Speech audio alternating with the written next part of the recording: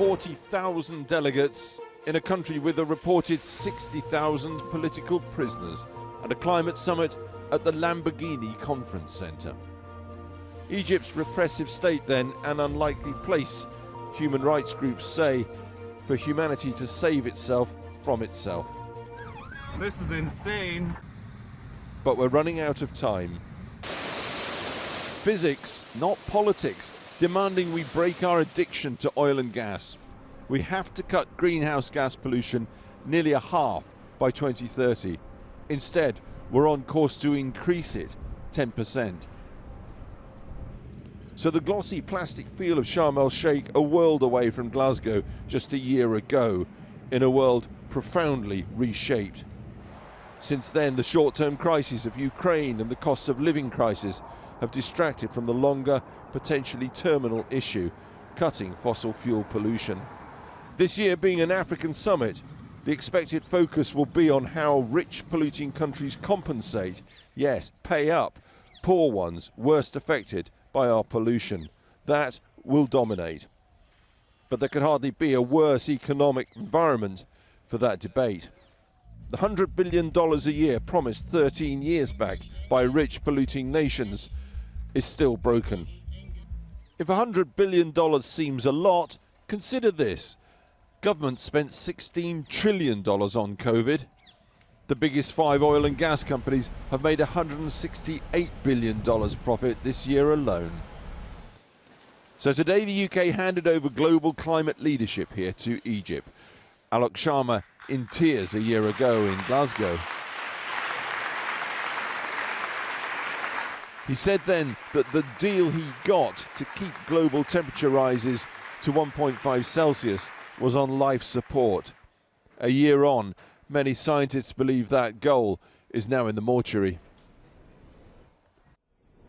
So, as we say, Alok Sharma handing over the UK presidency today to this continuing process, obviously to the Egyptians. Turbulent times for this Conservative MP, because, of course, he was evicted from the cabinet just a relatively short space of time ago by the Prime Minister Rishi Sunak, and now, of course, finds himself out of the presidency job. But by common global consent, Alok Sharma has worked as hard as anybody to keep that prize of keeping global warming limits to within or around 1.5 degrees Celsius.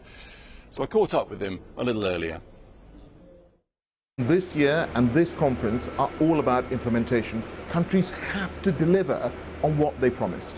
But they're not. Your memorable phrase, 1.5 is on life support, you said in Glasgow. It's in the mortuary now, isn't it? Well, it is still very much on life support, and you know, the window the window is closing, but there is still a chance of getting there. You know, we've had 29 countries come forward with their revised 2030 emission reduction targets. 29 from 193. Well, I believe we will see some more at this conference, and we will see some more at the end, before the end of this year. But I think what that did, that whole sort of yearly ratchet, it has changed the way that countries are approaching this. I know of countries, one of which actually set out their revised number this year, and they're thinking about doing another one next year. What about those, and there are many of them, who say, look, we've got a cost of living crisis, we've got Vladimir Putin's illegal invasion of Ukraine, as you say. We just haven't got the time or the money for this issue of climate now. What I'd say is actually the cost of inaction is going to be far, far greater for us than the cost of taking action now. I mean, if you look at some of the predictions, they're talking about, you know, up to 20–30% impact on global GDP, on the global economy, a reduction by those percentages by the end of the century, unless we get a grip of this.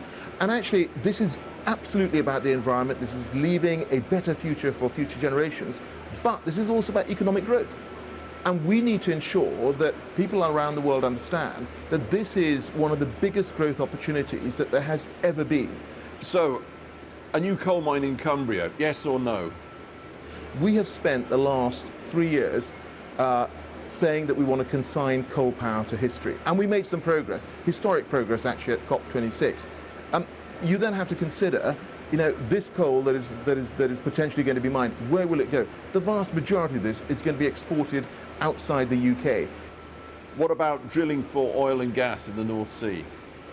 I want to see the analysis. The IEA has been very clear. They don't think that actually new exploration is consistent with a 1.5 degree pathway. Energy Agency, The International Energy Agency.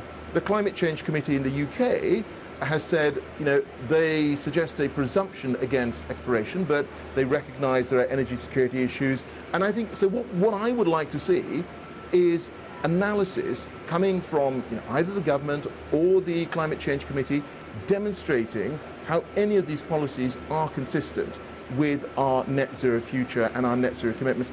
Your own Prime Minister first said he wasn't coming here, then he said he is coming here. This has been chaotic, hasn't it? Look, I'm absolutely delighted that the Prime Minister is coming. I think we all understand that, he's just got in, he's got a huge domestic agenda that he has to get through, but he's found the time. I'm really pleased.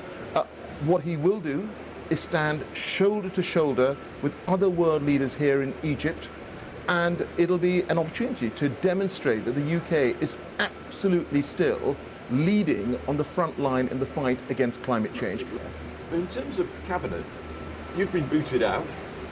That happens in politics, but it leaves nobody in the cabinet now with full focus on the greatest issue that humanity faces. That's catastrophic, isn't it? Well, we have individual secretaries of state who obviously are responsible. As I said, when I was business secretary, I had responsibility for large parts of the economy in terms of net zero. Yes, it was the time. You were in cabinet in your job steering the COP. We brought out the 10-point plan for a green industrial revolution. So, I think there are lots of people around that cabinet table who are passionate about this.